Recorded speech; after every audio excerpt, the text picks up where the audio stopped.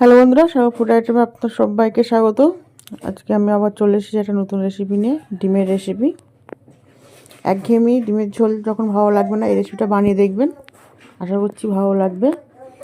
এই দেখতে সেদ্ধ ডিম নিয়েছি, নিয়ে একটা ছুরির সাহায্যে চারদিকটা হালকা হালকা করে কেটে দিচ্ছি যাতে মশলাগুলো ভালোভাবে ঢুকে যায়। এবার কড়াইতে তেল দিলাম, সর্ষের তেল।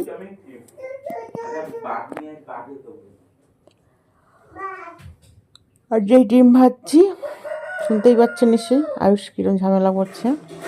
ডিম সেদ্ধ ডিম নেবে, দেখতে পাচ্ছেন না, পেঁয়াজটা দিয়ে লাল লাল করে ভেজে নিয়েছি।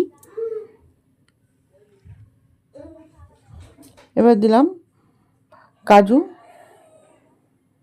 কাজুটাও ভেজে নেব। ভাজা হয়ে গেছে, এবার তুলে নিলাম, নেট মিক্সিতে দিলাম।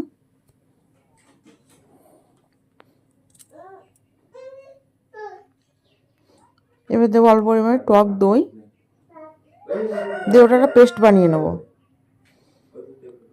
এবার দেখলেন আমার ডিমটা ভাজা হয়ে গেছে, হলুদ দিয়ে ডিমটা ভেজে নিয়েছি। এবার এই তেলেই দিলাম কটা কাঁচা লঙ্কা,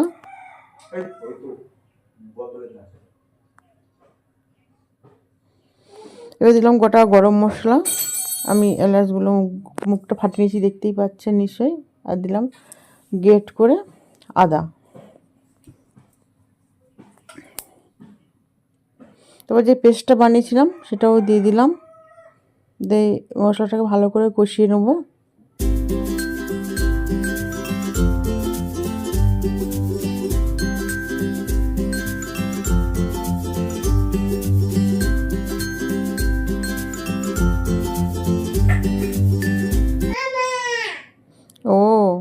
এবার দিলাম বাটা মশলা, ধনে জিরে মরিচ একসঙ্গে বেটে রেখেছিলাম, সেটা দিয়ে দিলাম।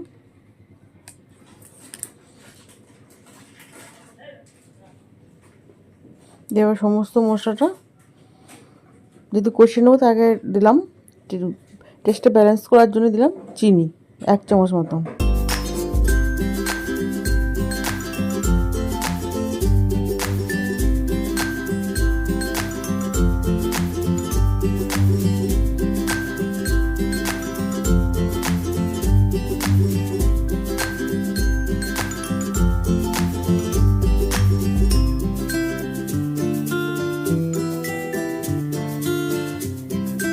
দিলাম পরিমাণ মতো হলুদ গুঁড়োটা ভালো করে মশলার সঙ্গে মিশিয়ে নেব। দেখতে পাচ্ছেন মশলা কষানো গেছে, তেল ছাড়তে শুরু করেছে।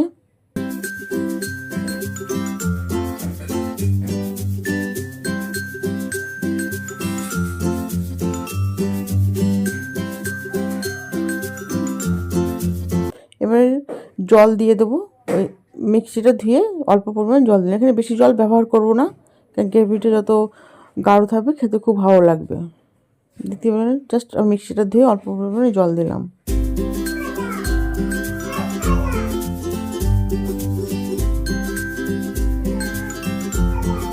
এবারে ভেজে রাখা ডিমগুলো দিয়ে দেবো।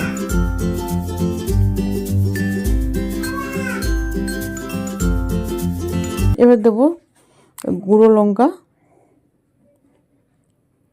আপনাদের ঝাল অনুযায়ী সেভাবে আমরা লঙ্কাটা দেবেন।